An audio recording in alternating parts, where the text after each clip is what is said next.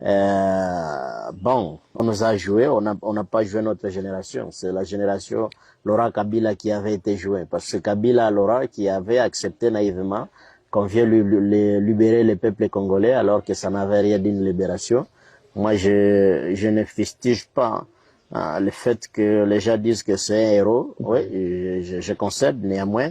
Je dis que sans lui, les pays allaient vers la démocratie. Oui. Parce que déjà, avec la conférence nationale souveraine, il y avait déjà des avancées, avec bien sûr les opposants à l'instar de Tshisekedi Etienne et d'autres qui poussaient Mobutu à accepter l'ouverture, le multipartisme et l'ouverture de l'espace politique pour chuter vers des élections démocratiques. Et je crois que les pays allaient atteindre c'était là. Néanmoins, Laurent Kabila s'est fait manipuler.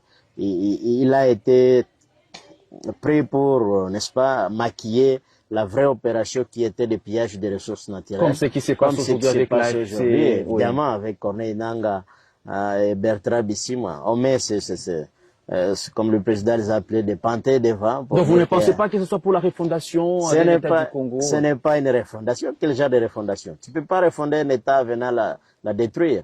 Hein? Les enjeux sont connus. Il y a aujourd'hui le monde qui va transiter vers la fabrication de véhicules, n'est-ce pas, électriques, et dont on sait que la majeure partie des minéraux devrait provenir de l'Est de la RDC. Et que donc, pour certains, il faut s'accaparer de cette zone avant que d'autres ne viennent y mettre leur pouvoir. C'est tout ça, les enjeux. Hein? Et c'est pourquoi, d'ailleurs, je voudrais citer, hein, beaucoup de pays, beaucoup de sociétés multinationales investissent ou vont investir dans les projets de Kagame pour terroriser l'Est en fait de piller, n'est-ce pas, de la richesse. Donc vous ne croyez pas que cette crise actuelle dans la partie est de la RDC, ce que nous sommes en train de vivre dans le Rutshuru, les Masisi, les Nyiragongo, ce n'est pas une crise inter-congolaise? Non, c'est pas une crise inter-congolaise, c'est ce que je viens de dire. Et non plus ceux qui disent que non, les Tutsis martyrisés, faux. Si les Tutsis sont martyrisés, bon, au Congo, on a souvent dit que non, les Tutsis sont minoritaires. Par exemple, moi je donne un cas. Moi je suis Houndé. Oui. Je suis Houndé et les Houndés ne figurent que dans des territoires, Rutshuru, Masisi, hein, particulièrement là-bas. Oui. À Walikale, il y a quelques gouttes, à Calais, à Nyiragongo. Néanmoins, la grande concentration, c'est à Rutshuru et Masisi. Et seulement, ce n'est que là-bas où il se trouve, c'est toute la planète Terre. Alors que les Tutsis se trouvent dans plus de 14 pays dans le monde. Et on va dire qu'ils sont minoritaires. Pourquoi nous, les Nations Unies, ne peuvent pas nous protéger? D'ailleurs, les Houndés sont un peu sur les Rutshuru et les Masisi. Il y a d'autres petites tribus, les Nyanga, hein, qui ne se retrouvent que sur Walikale. Où est-ce qu'ils se trouvent encore? En dehors de Walikale. Et pourquoi les Nations Unies ne les protègent pas contre les agressions répétitives de Kagame? Quand Kagame envoie les troupes, ils disent que non, ils viennent tuer, n'est-ce pas? Ils viennent tuer ses frères Hutus, rwandais, qui se sont évadés d'Iran à venir rester. C'est ce qu'on doit leur dire aujourd'hui. Il vient les chasser. Et quand il arrive ici, il ne fait pas de distinction entre les Hutus congolais et les Hutus rwandais. Entre les autochtones, Houndé, Nyanga, Kumu et les autres, et ses frères Hutus rwandais. Il veut tous nous massacrer. Nous qui les avons accueillis, nous avons accueilli ses frères par bonté. Il veut aussi nous exterminer. Mais en quoi leur problème tribal, Hutu, Tutsi au Rwanda, nous concerne? Ainsi, ça ne devrait que se limiter là-bas chez eux. Parce que les Tutsis et les Hutus, au Congo, ils vivaient encore en harmonie. Oui. C'est Kagame qui a instrumentalisé ça. Hein? Non, il n'y a pas un problème de tribus au Congo. Oui. Et si aujourd'hui, il peut arriver que il y a certaines tensions communautaires liées au stigmate contre les Tutsis ou telle tribu, oui. Ça peut provenir bon, si c'est toi aussi, on vient, on tue toute ta famille, le cas de Kishishi. Et tu sais que c'est cette famille qui est en train de nous massacrer. Oui. Tu ne peux que développer quelque part une haine contre, n'est-ce pas? C'est l'autre famille qui a massacré la vôtre. Néanmoins, globalement, moi, je ne vois pas la ségrégation contre les Tutsis. Dont on parle. Les Tutsis sont mieux représentés dans toutes les institutions en République démocratique du Congo que toutes les autres tribus. Guissaro est ministre. Est-ce qu'il y a un des ministres à Kinshasa? Nous sommes des autochtones de ce pays. Nous avons fondé, nous sommes parmi ceux qui ont construit la province du Nord Kivu. La plupart des peuples qui sont venus du Rwanda, des Geneso, nous ont rencontrés, nous les avons accueillis, nous les avons donné des champs. Hein? Aujourd'hui, ils veulent nous massacrer, nous exterminer, faire en sorte que nous n'existions plus, comme des pygmées, des Amérindiens dans l'Amérique. Non, ça ne doit pas passer de cette façon. Alors ça, c'est une très belle question d'histoire, mais nous allons quand même revenir à l'actualité. Parce que ça, c'est vraiment une question très sensible. Ça, en tout cas, je vous préviens, mais bon, quand même, les gens ont besoin de comprendre ça. Ouais. Ça fait, bon, bien sûr, au-delà des 4 mois que vous étiez à Kilolirwe, mais ça fait quand même plus de 2 ans, presque 2 ans que vous êtes engagé contre le 1-23, mais l'on sent quand même qu'il y a une certaine fatigue dans vos hommes. Travailler gratuitement. Et aujourd'hui, récemment, il y a eu un problème entre vous, le Wazalendo, et les forces armées de la République démocratique du Congo au niveau des lacs verts. Est-ce que quelque part, vous avez déploré cet événement? Bon, le cas des lacs verts, je dois tirer ça au clair. Ce n'était pas un problème entre les Wazalendo et les FARDC. C'était un problème des délinquants, des soulards, des gens qui ont divagué sans autorisation. Non? Donc, c'est pas un problème. Là, il n'y a pas de souci. Alors, s'agissant de ce que vous dites de Kilolirwe jusqu'à là où nous sommes, qu'il y a une fatigue, non, il n'y a pas une fatigue. Nous ne nous battons pas pour un salaire. Hein, vous attendez. Notre salaire sera la libération totale des zones occupées par l'ennemi, les RDF et les UPDF. Et donc, comme je peux vous le dire, s'agissant particulièrement du général Janvier Bungo Karaire, il a plus de 25 ans en train de combattre l'hégémonie de Kagame, ici à l'intérieur. Il n'a jamais attendu que quelqu'un lui paye. À maintes reprises, je crois, vous êtes au courant ou vous n'êtes pas au courant, Kabila a envoyé des délégations, je crois la CIRGL même a envoyé des délégations, tous les généraux de la CIRGL, les chefs d'état-major général ont été là, lui ont donné l'argent, hein, pour quitter là, lui doter de maisons à Kampala, je ne sais pas dans quel pays de la sous-région. Il a refusé ça. Donc, le but n'est pas de gagner l'argent, de gagner le salaire. Le but, c'est d'obtenir la paix, la libération de notre pays.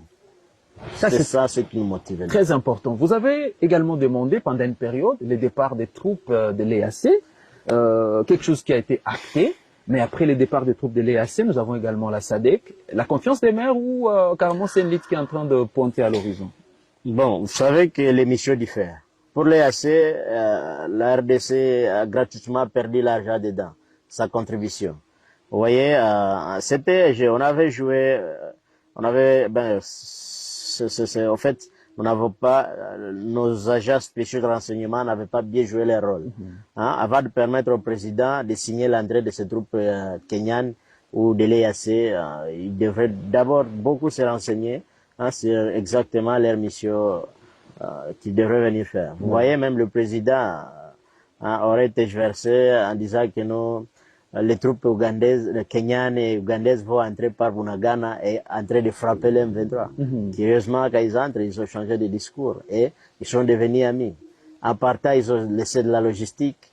Hein. Les hommes qui étaient partis, comme de l'EAC, ils sont revenus comme des M23, aller sur l'axe Mweso, sur l'axe Ruchu, Katsiru, vous voyez, Katsiru, Kichanga, la partie des Mubu, ce sont des Ougandais, les UPDF, hein, les troupes de l'armée ougandaise. Donc vous avez raison. Ils étaient dans l'EAC, aujourd'hui ils sont revenus comme des M23. Mais pourquoi ça? Nous avions raison de dire qu'ils devraient partir, parce qu'ils étaient là en train de soutenir les M23. C'est eux qui amenaient la logistique pour les M23. C'est eux qui devraient sécuriser les M23 dans une partie pour qu'ils progressent, pour qu'ils grandissent, l'État qu'ils aient le moyen de conquérir d'autres territoires. Et c'est chose faite. Et de là, ils ont encore conquis d'autres territoires. Les États-Unis, toujours leurs partenaires. Ils ont appelé à cessez-le-feu. Oui, ils appellent à cessez-le-feu qui n'a jamais été respecté. Ils ont dit que les troupes rwandaises devraient se retirer. Au lieu de se retirer, ils se sont renforcés. Même la France a demandé aussi ça. Ils se sont renforcés et rien n'a été fait.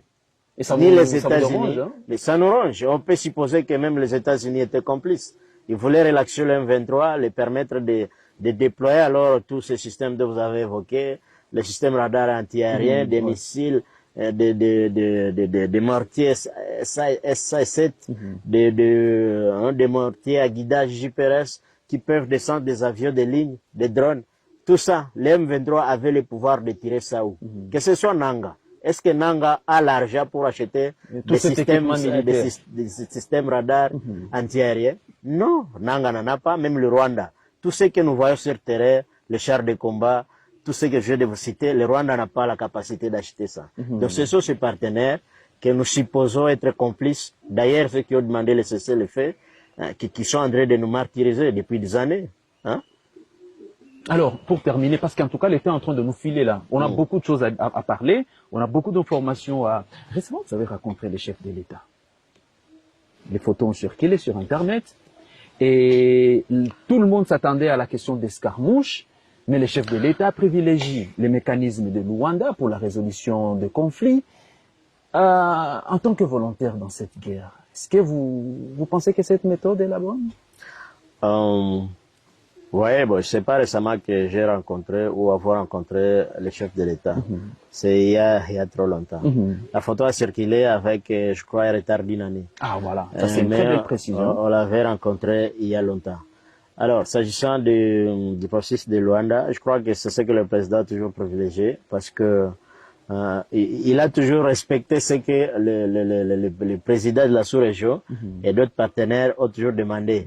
Le cantonnement des M23 sur le sol congolais, à Rumangabo. Il avait accepté les reconductions vers, je crois qu'il a accepté, mais les M23 n'ont jamais accepté ça. Tout ce que ces gens, bon, il y a plusieurs dans la sous-région.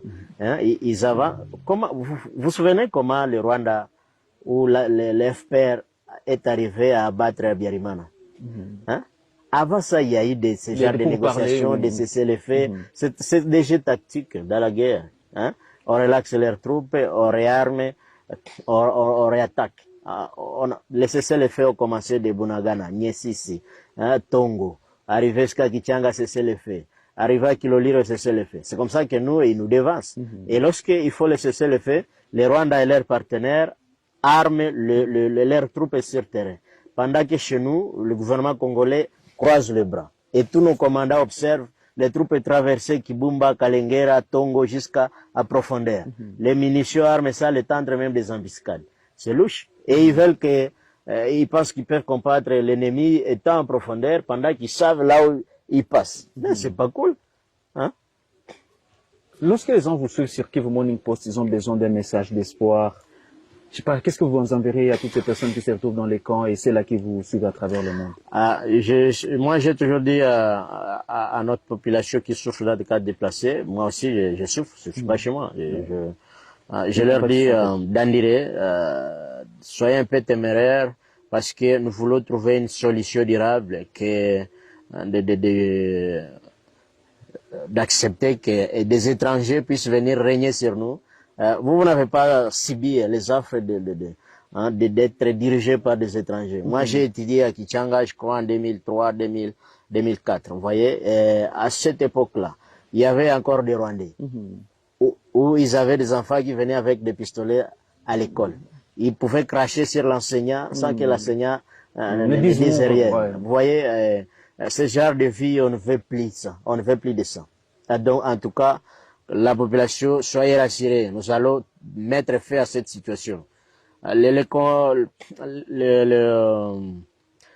sais pas, le compromis de Luanda, autre chose, si ça ne va pas dans le sens de ramener la paix au Congo, de donner les droits aux Congolais, hein, vous voyez, nous reconnaître nos droits sur notre propre terre, nous n'accepterons pas ça. Ça leur appartient eux, ça n'appartient pas au peuple, et personne, encore personne, ne s'arrogera le droit de pouvoir cracher sur nous pour la énième fois. Jamais nous n'accepterons pas ça. Mesdames, Messieurs, très chers téléspectateurs, ça a été long mais intéressant parce que nous avons quand même eu à découvrir les coulisses de cette guerre. Qu'est-ce qui expliquerait cette avancée des rebelles du 1-23 et surtout la détermination des Wazalendo engagés au front depuis presque 2 ans et qui continuent à défendre valablement le territoire de la République démocratique du Congo. Ainsi,